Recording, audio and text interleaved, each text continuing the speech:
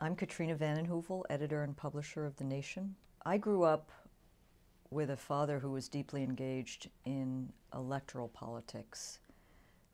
And in that quest, he always spoke of the need to be part of politics for the common good, to advance reforms that would improve the condition of people's lives. And in those years, and this was 35 years ago, there was never any discussion about raising money in politics. It was really about the ideas of the kind of country he wanted to build, and that is what I grew up thinking about. What kind of country do we want to build, whether we're an elected politician, or we're in the media, or we're involved with a movement? The Citizens United decision is a wake-up call. It's a wake-up call for Americans across the political spectrum who suddenly understand that we are beginning to see institutionalized, etched in the granite of Mount Rushmore, a country of and by and for the corporations, as opposed to what I think millions of Americans grew up believing. And in that sense, not only is it shameful, but it is an alarm.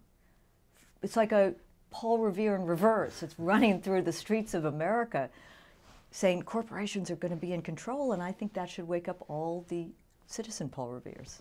I think it's shocking how little corporate media really covers what is going on in people's lives. Think of the sourcing on so many stories. It's either inside the Beltway, or it's a business representative or a business source. I think we in the independent media have a great opening because of the real disconnect, which we feel even more now, between the kind of establishment in this country and what's going on in the grassroots and in communities around this country. So I think at a minimum, the independent media can report the stories that are going unreported, and there are more and more of them for political and economic and other reasons out of the corporate media.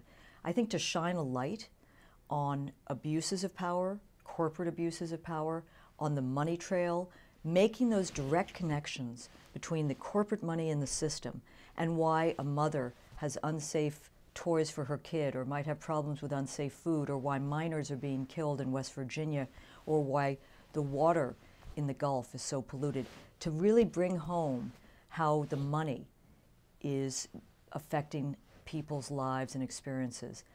I believe that Citizens United will make it very difficult for millions of Americans to realize the American dream. It won't allow people to fulfill their dreams or to participate in our country's politics, to fulfill this country's true and best values and traditions. And in that sense, it is, I believe, the generational struggle ahead of us. I do think it's important as Americans to also understand this country has weathered very tough challenges to its democracy, and that the struggle for democracy is one that is unending, and the struggle for freedom, and that it is always being contested. And that's why we need both the short, the medium, and the long term if we're going to stay engaged and hopeful in a realistic way.